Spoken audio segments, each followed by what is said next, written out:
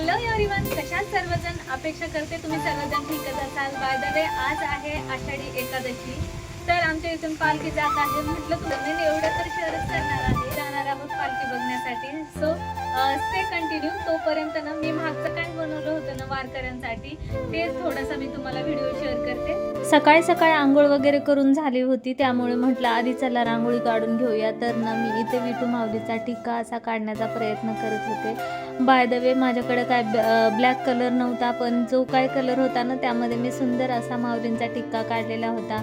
नंतर चौकटीवर सुद्धा म्हटलं चौकटसुद्धा म्हणजे हे करून घ्यावी, रांगोळीने सजवून घ्यावावी. म्हणजे मग जरी वारकरी आले तर म्हटलं आल्यानंतर आपलंही दार थोडंसं प्रसन्न दिसायला पाहिजे, म्हणून मी थोडीशी माझ्या दारामध्ये छान अशी रांगोळी काढली होती. फायनली माझी रांगोळी अशी काय दिसत आहे.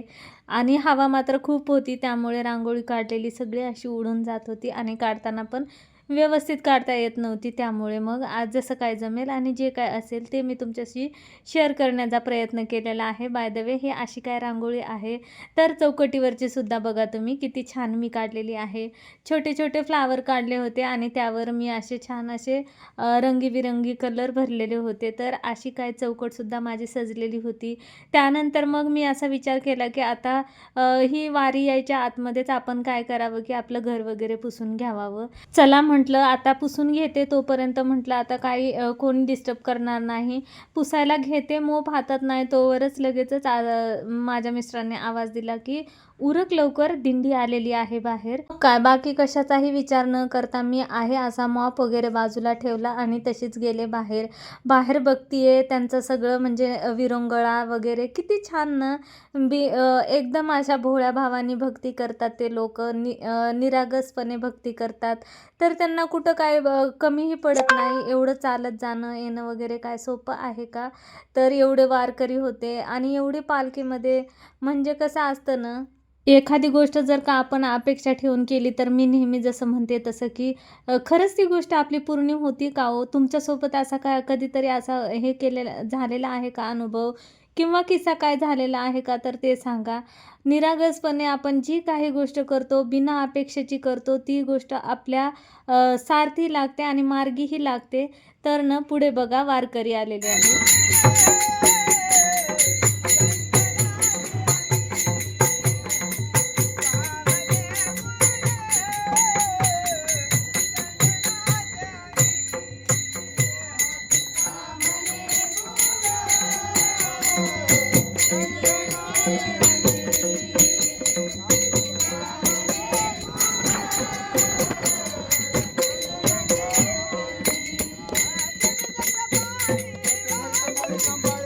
माझा काढा ना, मी जरा हे करते, मध्ये जाते.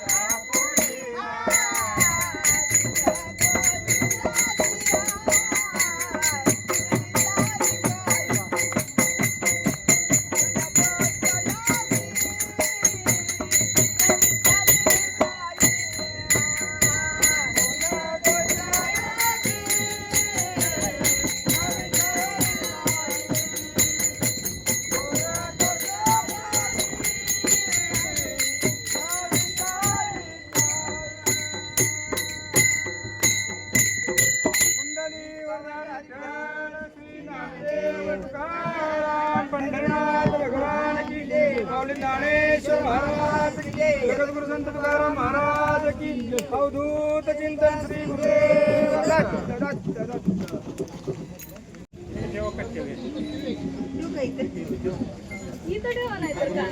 किती छान असे भक्तिगीते वगैरे अभंग वगैरे म्हणत होते. त्यानंतर मग हे असा काय जेवणाचा त्यांच्यासाठी फराळाचा प्रोग्राम ठेवलेला होता. मग आम्ही गेलो होतो पालखी बघण्यासाठी. तर पुढे पालखी बघा.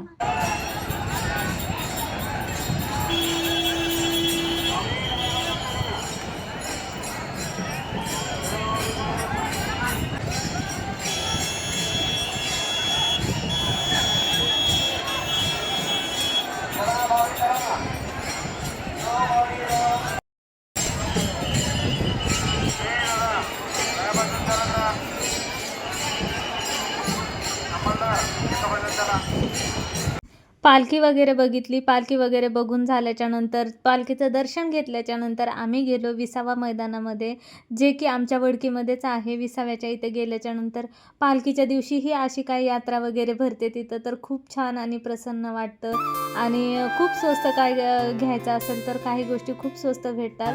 तर नाही तर असंच मी माझ्या लेकीसाठी आणि माझ्यासाठी काहीतरी बघत होते. खूप काही गोष्टी बघून आणि घेऊन झालेल्या होत्या. तर आता आमची घरी यायची वेळ सुद्धा झालेली होती. तर मला ना तुमच्या सर्वांना एक प्रश्न विचारायचा आहे की आजचं हे मंगलमय भक्तिमय वातावरण बघून तुम्हाला सर्वांना कसं वाटलं ते कमेंटद्वारे नक्की कळवा. व्हिडिओला लाईक, चॅनलला सबस्क्राईब.